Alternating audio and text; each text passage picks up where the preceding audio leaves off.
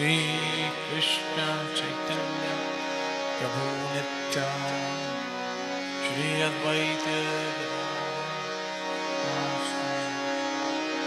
हरे कृष्ण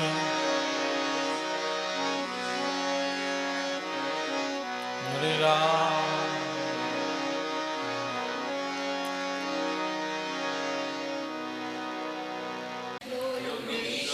कृष्ण यत्र पार्थ धनुर्धर तत्रो श्री विजय बुतिर ध्रुवा मतिर्मम।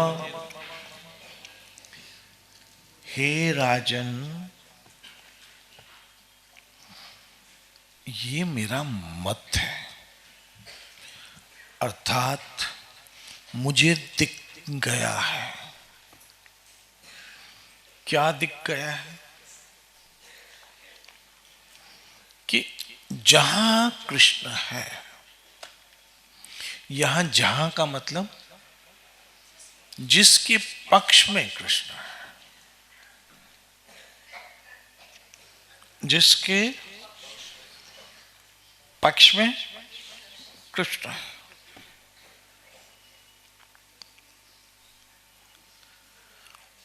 वहां ये चार चीजें हैं। बहुत अद्भुत बात आज आने वाली है, बहुत अद्भुत। वो क्या आने वाली मुझे भी नहीं पता, लेकिन मुझे ऐसे लगता है, वो इंट्यूशन आता है ना, इसलिए ऐसे इंट्यूशन आ रहा है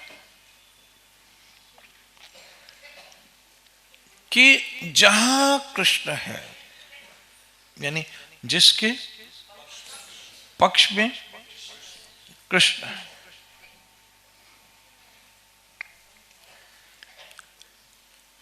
वहां पर ये चार चीजें होने वाली है।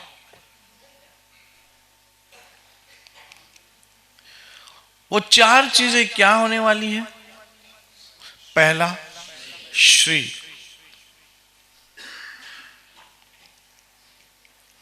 अर्थात उसका मान सम्मान होने वाला है। जहां जिसके पक्ष में कृष्ण है, उसका अपमान हो नहीं सकता। क्यों? कि यत्र योगेश्वर कृष्ण, जहां कृष्ण है वहां पहले तो क्या आ जाती है? श्री राधा रानी आ जाती है। या क्योंकि हम ब्रज में राधा रानी को क्या बोलते हैं? श्री जी। तो यहां श्री ऑफ कोर्स, और तो राधा रानी के सिवा श्री कोई हो ही नहीं सकता। हमारे ब्रज के संत भी बार बार कहते श्री जी, श्री जी, श्री जी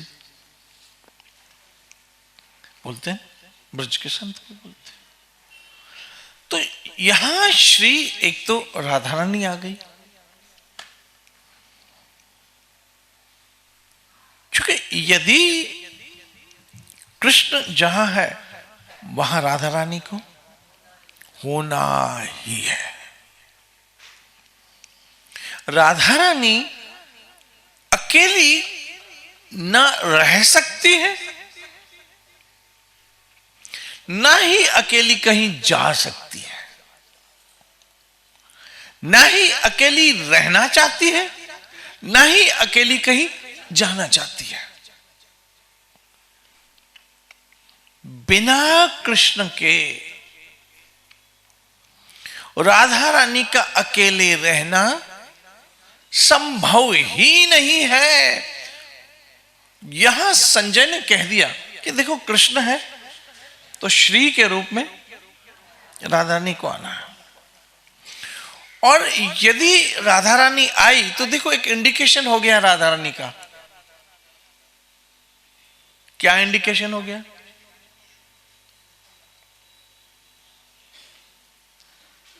अलौकिक शक्ति, अलौकिक। क्योंकि जहां शक्ति का नाम पड़ा वहां राधा रानी है। अलौकिक शक्ति, मतलब राधा रानी आने वाली है। और जहां राधा रानी है वहां विजय है, विजय है। और नीति, नीति मतलब पॉलिसी, पॉलिसीज। कौन सी पॉलिसी? जीत की पॉलिसी, सक्सेस की पॉलिसी। और यदि कृष्ण है, राधा रानी है, तो जो आपकी पॉलिसी है वो कभी फेल नहीं होगा। हम कहते हैं ना, ये पॉलिसी ये नहीं हो सकती, क्योंकि वहां विजय आ गया है। मात्र एक कृष्ण की वजह से। कृष्ण एक नाम नहीं है, कृष्ण में समस्त ब्रह्मांड, जितने ब्रह्मांड हैं, जो हमें पता है, जो हमें, वो कृष्ण नाम में समाये हुए हैं। कृष्ण नाम में, कृष्ण नाम में समाये हुए हैं। इसलिए जब हम बोलते कृष्ण, मतलब समस्त ब्रह्मांड कृष्ण में समा गया। और कृष्ण ने स्वयं अपने श्रीमुख से गीता में कहा, मुझसे परे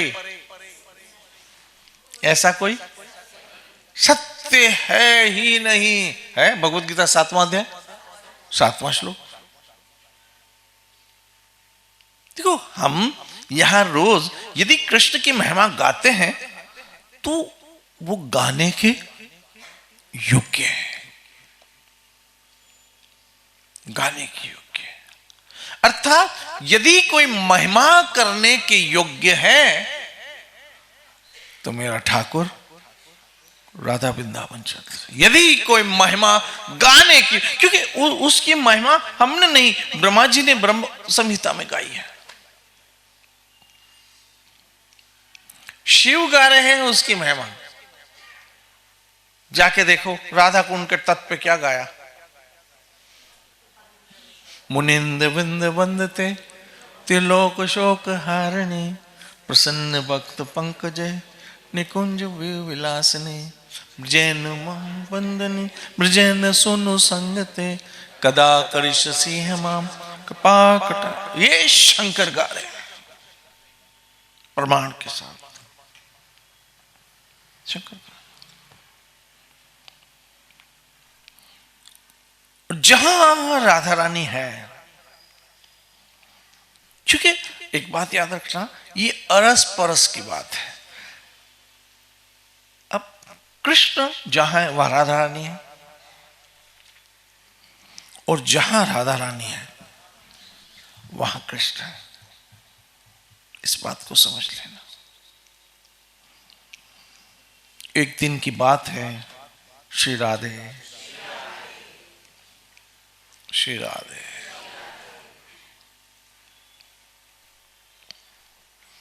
कई दिनों से श्यामा शाम का कोई मिलन नहीं हुआ था, कई दिनों से मिलन नहीं हुआ था। और एक बात आपको समझाऊं,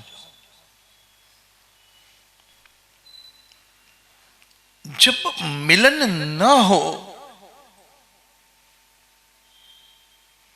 तो उसके फलस्वरूप विरह उत्पन्न होता है, उसके फलस्वरूप विरह। और जो विरह है ना, वो आगे जाके वेदना में बदलता है, जिसको कहते हैं विरह वेदना। और जब विरह वेदना हो तो ये समझ लेना कि अब मिलने का समय आ गया है। नजरों से कह दो प्यार में मिलने का मौसम। तो ये विरह क्या है? ये मौसम है किसका? मिलने का। जैसे गर्मी आम का मौसम है, सर्दी मुझे तो सर्दी में गाजर, मूली, मेथी, ये भाजी ललिता बनाती मुझे बहुत अच्छी लगती, क्योंकि ये मौसम है। ठीक है। फिर बसंत, फूलों का मौसम है। पतझड़, फॉल का मौसम है। अमेरिका में फॉल बोलते हैं पत्ते गिरने का। ऐसे विरह, मिलने का मौसम है। ये मौसम है किसका? मिलने का। अब शामा शाम कभी कभी राधा रानी स्वयं ठाकुर को छेड़ने के लिए नहीं मिलती थी, नहीं मिलती थी। और कृष्ण कभी कहीं विचलित नहीं होते थे। यदि कहीं विचलित होते थे तो राधा रानी के न मिलने से विचलित हो जाते थे। अब एक दिन की बात है, श्री राधे यत्रो योगेश्वर, हम इसको युद्ध, जंग, लड़ाई से ही नहीं देख सकते, यत्रो योगेश्वर को प्रेम से भी देख सकते हैं। क्यों हम समझते हैं कि गीता मात्र कुरुक्षेत्र है? गीता कुरुक्षेत्र है, यस है।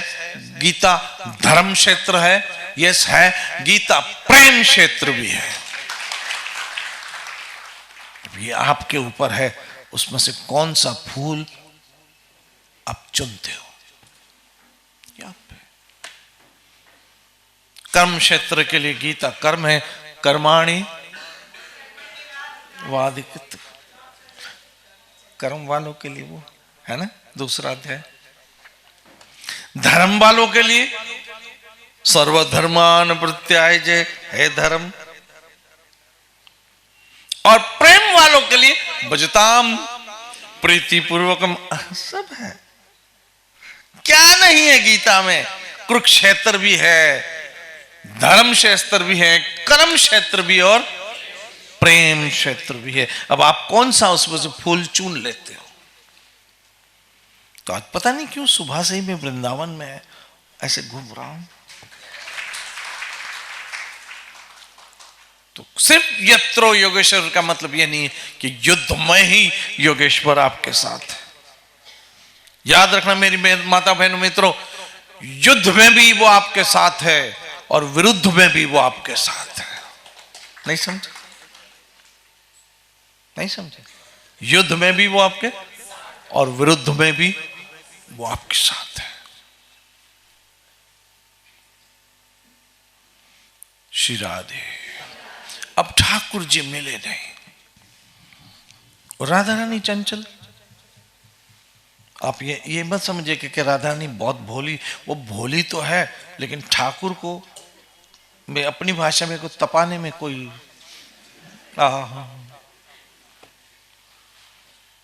अब श्री रामा से कृष्ण कह रहे, हे सखा बहुत समय हो गए मैंने श्री जी के दर्शन नहीं किए, मैंने श्री जी के दर्शन नहीं किए।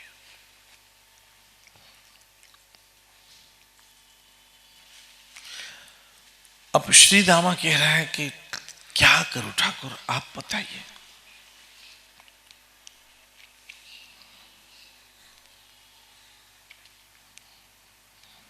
बोलो मुझे तो श्री जी से मिलना है।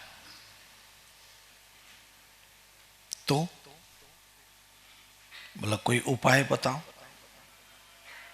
मिलना तो है। यत्रो योग, बार इसलिए दे कि आप सिर्फ गीता को युद्ध मत समझो।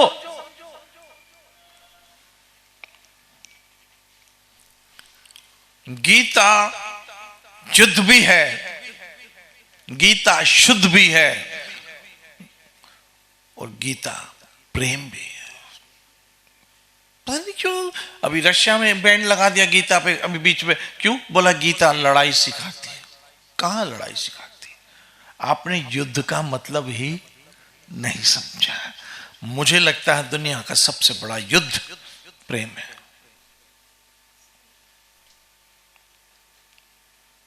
सबसे बड़ा युद्ध प्रेम है। वहां दो तरह से लड़ाई है। प्रेम युद्ध में दो तरह से लड़ाई है। एक खुद से है, क्योंकि मन चंचल कहीं ना कहीं भटकना चाहता है, और उस चंचल मन को एकाग्र करके स्वयं को, चंचल मन को एकाग्र करके स्वयं को अपने प्रियतम में लगाते रहना, ये बहुत बड़ा युद्ध है। क्योंकि मन अवश्य भटकना चाहता है, ये मन का स्वभाव है। लेकिन मन को जब एक वो प्रेम की प्राप्ति हो जाती है जो ईश्वरीय प्रेम है, तब उसका भटकना, लटकना और झटकना तीनों, मन को कुछ ना कुछ तो चाहिए, ये याद रखना। मन को कुछ ना कुछ तो। बाबा आपके बंदर कभी चश्मे लेके गए? गुड, भाग्यशाली। वृंदावन में जिसके चश्मे बंदर ले गया, नसीब वाले है कि नहीं? भाई गोपियों के कृष्ण मक्खन ले जाते थे, अब ये बंदर उन्हीं के तो हैं, अब वो हमारे चश्मे ले गए, उनको पसंद आ गए हम, तो मेरे तो 2 बार ले गए। अब बंदर आपका चश्मा ले गया, वो क्या करेगा? चश्मे को दांतों में चबाएगा, हालांकि उसको मिलता कुछ भी नहीं है, ना रस ना स्वाद ना टेस्ट, लेकिन चबाना। यही मन की हालत है। मन को मिलने वाला, लेकिन वो चबाता चबा रहा है ना। मिलना उसको ठन ठन कुछ नहीं मिलेगा, लेकिन वो चबा रहा है। चबाते चबाते चबाते क्या करते हैं? फ्रूटी फेंकते हैं। जैसे ही फ्रूटी मिलती है, उसको इतना एक स्वाद आता है कि वो चश्मे को छोड़ देता है। ऐसे हमारे मन को जब वास्तविक प्रेम का स्वाद आता है ना, तो ये जितने चश्मे चबा रहे हैं ना, छोड़ देंगे। लेकिन उसके लिए सतत प्रयास की जरूरत है, सतत प्रयास की जरूरत है। और वो प्रयास, आप निराश मत होना, मरते दम तक हो सकता, मरते दम तक हो सकता। आप मत समझना मैं 80 बरस का हो गया तो अब क्या होगा, अब भी हो सकता, हो सकता, हो सकता। तो अब श्री दामा सखा कुछ तो करो, मुझे श्री जी से मिलना है। श्री दामा ने कहा रुको, जासूस भेजते हैं बरसाना, गुप्तचर भेजते हैं, और देखते हैं श्री जी कहां है। तो बोलो रुको, सब्र करो, रुको थोड़ा सब्र करो। अब सखा गए बरसाना, और वहां से ये समाचार मिले कि श्रीमती राधा रानी अपने निज महल में सखियों के झुरमट में घिरी हुई विहार कर रही है, और संभव नहीं है किसी भी पुरुष का प्रवेश करना।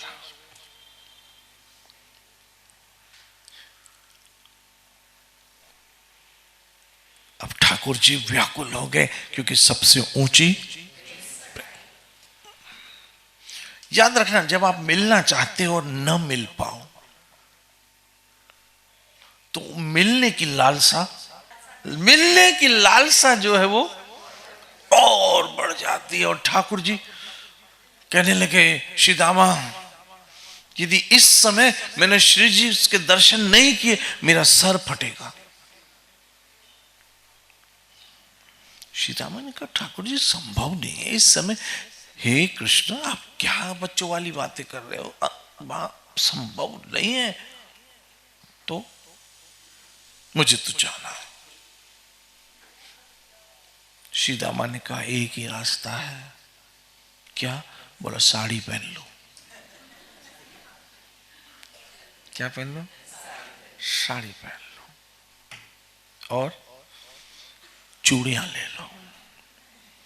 मनिहारी का वेश बना के हैं, श्याम चूड़ी बेचने।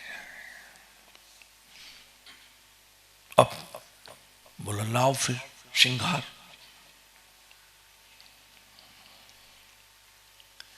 बोला सखा मुझे सारा गोकुल पहचानता है।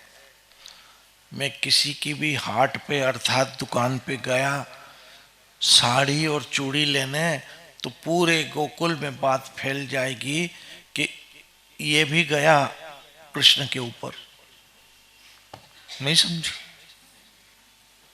जैसे इसका सखा ऐसा ये, अब ये भी चूड़ी और साड़ी किसी ना किसी को चिटकाएगा। आज की भाषा में बोल रहा हूं। मतलब जैसा कृष्ण वैसे इसका सखा गया काम से। इसलिए ये बात भांडा फूट जाएगा। तो अब तुम ही बताओ रास्ता। किससे पूछा? कृष्ण से। बोला भैया मेरे को तो एक ही रास्ता आता है। कौन सा? बोला चोरी। चोरी करके ला तो ही काम हो जाए। तो कहां चोरी करूं? बोला तेरे घर में कर। ये है ठाकुर अलबेला ठाकुर। क्या? अलबेला ठाकुर। अलबेला सजन घर आया, ये एक बहुत बड़ा वो गीत है। अलबेला क्लासिकल गीत है, बहुत अद्भुत गीत है। जहां अपने घर में चोरी कर। अरे बोला घर में से साड़ी तो मिलेगी लेकिन चूड़ियां इतनी सारी। बोला दो चार और बताता हूं। दो चार पांच घरों में श्री दामा को भेजा और कहीं ना कहीं से चूड़ियां उठा लाया। एक बात बताऊं, बता दो। मुझे लगता है दोस्ती से बड़ा कोई रिश्ता नहीं है। क्योंकि पति पत्नी की भी शादी से पहले कुंडली मिलाते हैं, दोस्तों की कभी कुंडली नहीं मिलाई जाती है। आज तक मिलाई है? हस्बैंड वाइफ का भी जब रिश्ता करना होता है तो कुंडली मिलाते हैं, लेकिन दोस्ती की कभी कुंडली मिलाई? ये तो हो जाती है दोस्ती।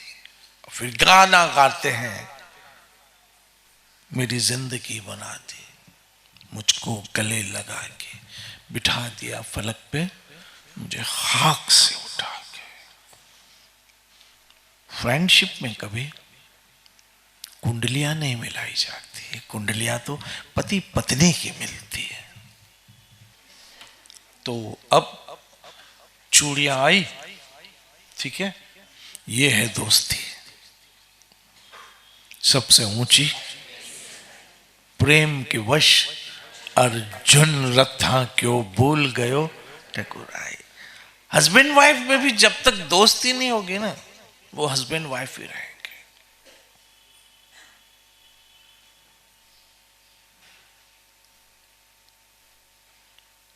पिता पुत्र में भी जब तक दोस्ती नहीं होगी, पिता पुत्र ही रहे।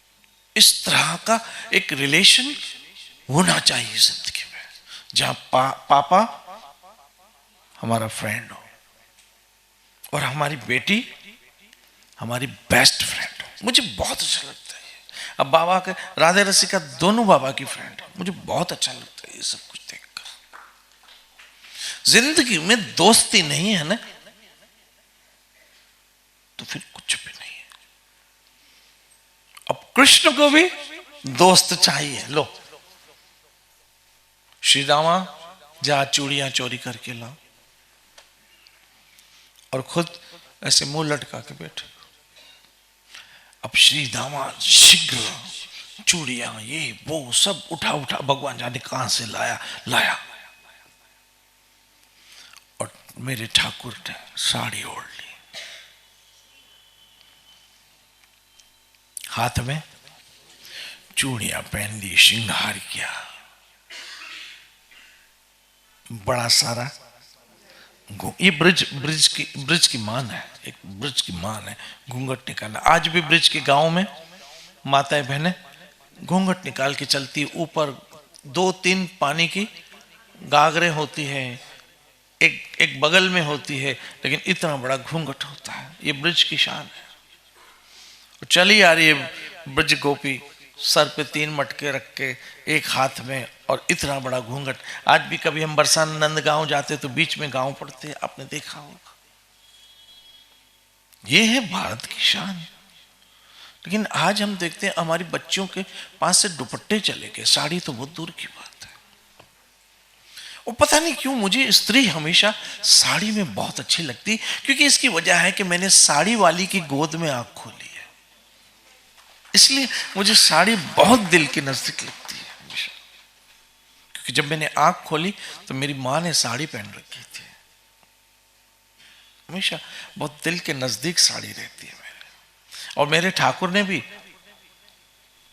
जीन्स और पैंट नहीं दिए थे द्रौपदी को, साड़ियां दी थी। अर्थात मेरे कृष्ण को भी साड़ी पसंद है कि नहीं? बोलो, दुपट्टे दिए थे क्या?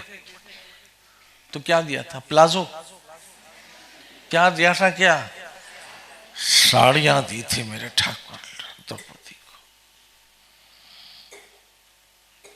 भारत का कल्चर है, शान है भारत की।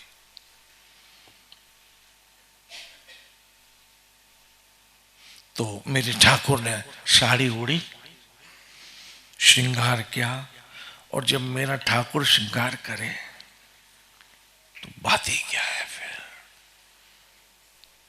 और चल पड़े कहां? बरसाना की ओर। चिरा दे। अब बरसाना चलते चलते चलते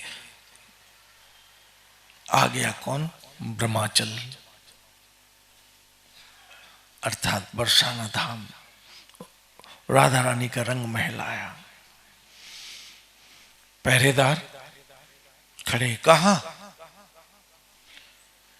बोला मैं तो चूड़ी बेचने वाली हूं, चूड़ियां बेचने आई हूं। अब मेरे पास बिल्कुल नया आइटम आया है। ठाकुर सेल्समैन करे तो बात ही क्या है। और मेरे पास बिल्कुल नया स्टॉक आया है जामनगर से, जामनगर राजकोट, बहुत अद्भुत आया है, नया स्टॉक आया है चूड़ियों का। और श्री जी को दिखाने जा रही हूं। मेरा ठाकुर तो मनमोहन है, और मन मोहिनी रूप किसने लिया? पहरेदारों ने। उठ जाओ। अब ऐसी चाल चली कि स्त्रियों की चाल तो कुछ भी नहीं है। मेरा ठाकुर अधरम मधुरम वदनम मधुरम नयनम मधुरम अखिलम मधुरम है। अरे मेरे ठाकुर की क्या बात करते हो?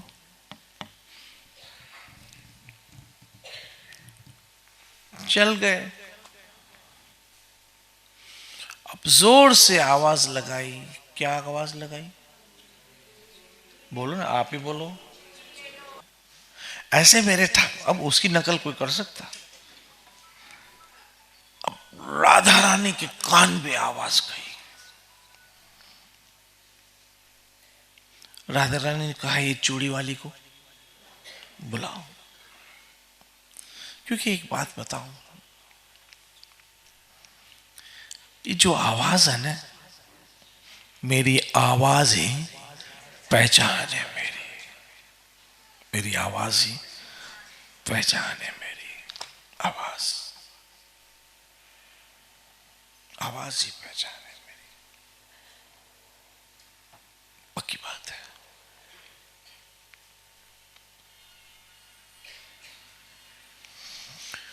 और ठाकुर जी को रंग महल में राधा रानी के बुलाया और बोला बताओ चूड़ियां कैसी कैसी है। ठाकुर जी ने पूछा कि चाहिए किसको, तो सखियों ने कहा हमारे श्री जी को चाहिए। ठाकुर जी कहते कि जिसको चाहिए वो बोले ना कैसी चाहिए। हटो तुम लोग हटो, जिसको चाहिए वो आए आए आए। वो तो चाहते थे। तो बोले नहीं श्री जी नहीं आती, उनके श्रृंगार का सारा काम ललिता अभिषेक ने कहा, इनके श्रृंगार का काम सारा ये हमारी सेवा है। हमारी ठकुरानी क्या पहनेगी वो हम डिसाइड करती है, हम फैसला करती है।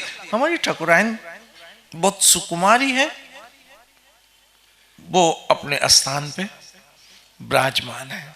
और उस समय राधा रानी हिंडोले पे झूल रही थी। जरा कल्पना करो आप, जिनके श्री चरणों के नख का प्रकाश सूर्य को शर्मिंदा करता हो, श्री राधे, जिनके श्री चरणों के नख का प्रकाश सूर्य को शर्मिंदा करता हो, और जिनको इसलिए सोना और श्रृंगार किया जाए कि उनके श्री अंग की कांति को दबाया जाए आभूषणों के बीच, ऐसी राधा रानी हिंडोले पे झूल रही है। बोला हमारी श्री जी हिंडोले से नीचे नहीं उतरेगी, श्रृंगार का सारा कार्य हम करती ललिता और विशाखा ने कहा। ठाकुर ने कहा ये कहां से बीच में पंगे आ गए दोनों। आज की भाषा बोल रहा हूं, दूसरी आप समझ नहीं पाओगे। बोले ये दोनों कहां से आ गई।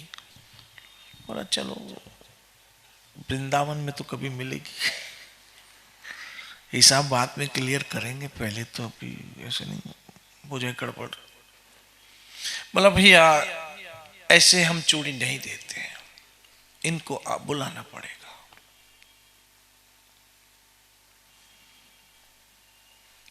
ललिता वशिखा ने कहा कि आप जिद ना करो, नहीं तो हम आपसे कुछ भी चूड़ियां लेने वाली नहीं है, कृपया आप किसी और जगह देख लो। ठाकुर जी ने कहा ठीक है। अपनी पोटली बांधने लगी, तब राधा रानी के याद रखना तेरा मेरा कोई ना कोई नाता है, वरना कौन किसी के पीछे आता है, इतना तो याद रख लेना। अब राधा रानी को पता नहीं क्यों उस तरफ एक खिंचाव आ रहा था, ऐसे लगता था ये चूड़ी वाली कोई अपनी है, अपनी है। और मन में राधा रानी ने सोचा कि लाल पीली हरी चूड़ियां पहनोगी ना तो श्याम सुंदर बड़े खुश हो जाएंगे। ये मन में क्या सोच रही, उनका जो श्रृंगार है मात्र श्याम सुंदर के लिए, उनका जो श्रृंगार है, तो सोचने लगी कि इससे मैं लाल पीली हरी चूड़ियां लूंगी। क्यों कि चूड़ी मजा ना देगी, कंगन मजा ना देगा, तेरे बिना वो साजन मैं पहनूंगी तो कृष्ण के लिए पहनूंगी।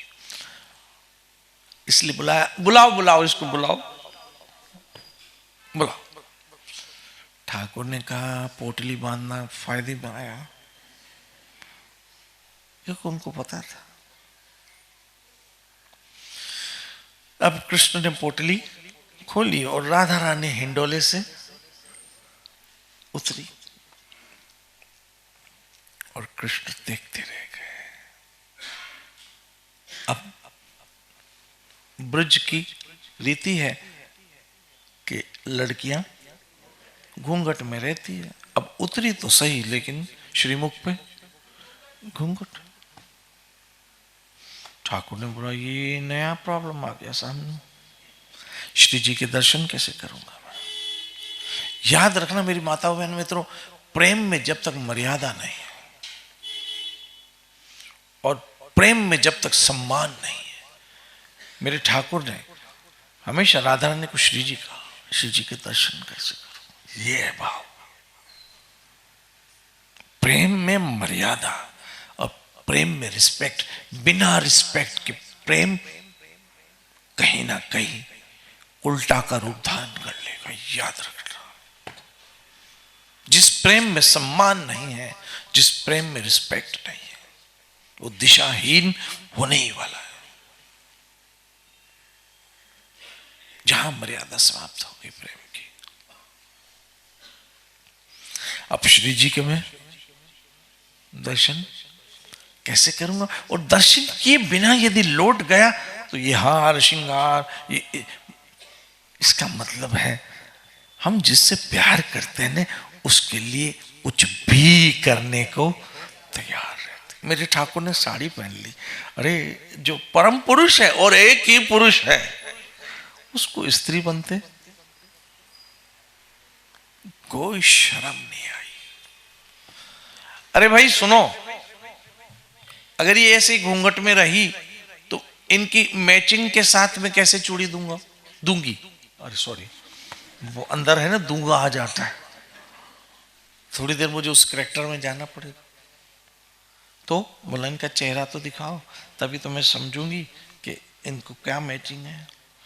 राधा रानी ने अपना घूंघट उठा दिया और श्याम सुंदर के नेत्रों से आंसू बह रहे हैं। याद रखना, प्रेम जब सुकड़ता है तो कृष्ण बन जाता है, और कृष्ण जब फैलता है तो प्रेम बन जाता है। ये जो फैलाव है ना, यही कृष्ण है, और जब सुकड़ता है तो सामने खड़ा है। जय राधा वृंदावन चंद्र। जैसे ही श्री जी के दर्शन किए, ठाकुर की आंखों से आंसू बहने लग गए। तब कहा लाओ इनकी कलाई दो, मैं चूड़ी पहनाऊं। और जैसे ही राधा रानी का हाथ कृष्ण के हाथ में गया, ये क्या, ये हाथ तो मेरे गोविंद के सिवा किसका है, हो ही नहीं सकता। तब मन मन में मुस्कुराई और कहा कृष्ण ये क्या। बोला राधा रानी, आपके लिए मुझे साड़ी पहनते शर्म नहीं आई, क्योंकि मैं आपके दर्शन के बिना रह नहीं पा रहा था। तब राधा रानी मंद मंद मुस्कुराई कि ये इतना नटखट, मैं क्या बोलूं ठाकुर की तारीफ, इतना नटखट, इतनी शराफत से इतनी देर चुप करके बैठा कैसे, इतनी देर में तो ये लेके उड़ जाता है। तब राधा रानी की आंखों से भी आंसू बहने लगे। गोविंद मेरे लिए इतना आप करते हो, इतना। तब राधा रानी ने सखियों से कहा, सखी मुझे तुम लोग के सामने चूड़ियां पहनते थोड़ी शर्म आती है, तुम लोग जाओ, ये चूड़ी वाली से मैं खुद ही चूड़ी ले लूंगी। मन में सोचा ये चूड़ी वाली थोड़ी है, ये मेरे वाला है। ये कौन है, ये तो मेरे वाला निकला, ठाकुर मेरा, राधा वृंदावन चंद्र, ये मेरे वाला है, मेरे वाला। प्लीज जब आप सामने देखो ना, जब आप ठाकुर को देखो ना, तो अपने आप से कहना। बच्चे जब बहुत सारे होते हैं ना, तो कुछ बच्चा अच्छा काम करता है, माँ बोलती है मेरे वाला है, या वो मेरे वाला है, ऐसे बोलते हैं ना, बस। और मैंने आपको एक दिन कहा था कि श्री कृष्ण से मेरे कृष्ण तक का सफर करना है, और मुझे लगता है 24 श्री कृष्ण से मेरे कृष्ण तक का सफर तय कर ही लेंगे। बाद में क्या हुआ पूछो, बाद में क्या हुआ बोलो, क्यों बताऊं? बाद में क्या हुआ वो थोड़ी बताने वाला होता, बस कल तक इंसान, पता नहीं यत्रो योगेश्वर कब तक चलेगा। लेकिन आज राधा रानी आई है, अब राधा रानी को जाने मत देना, राधा रानी को जाने मत देना। मुझे लगता है कि अब राधा रानी आई है, पता नहीं सुबह में क्या हो सकता है राधा रानी महोत्सव हो जाए, कुछ कह थोड़ी सकते। अब आई है तो स्वागत तो है राधा रानी का, लेकिन आज ठाकुर मनिहारी का वेश लेकर चूड़ी बेचने गए, अब देखो कल क्या होता है। मैं कह रहा हूं गीता गीत भी है, बोलो गीता, गीता में गीत भी है, गीता में संगीत भी है, और गीता में मीत भी है।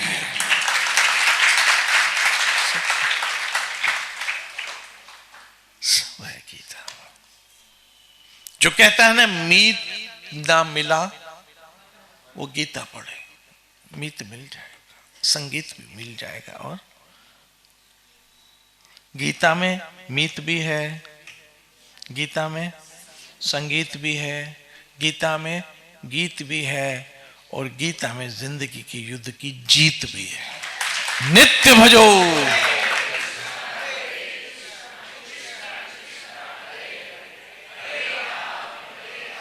श्री श्री राधा वृंदावन चंद्र बिहारी लाल निताई गौर। जय जय श्री राधे, जय जय श्री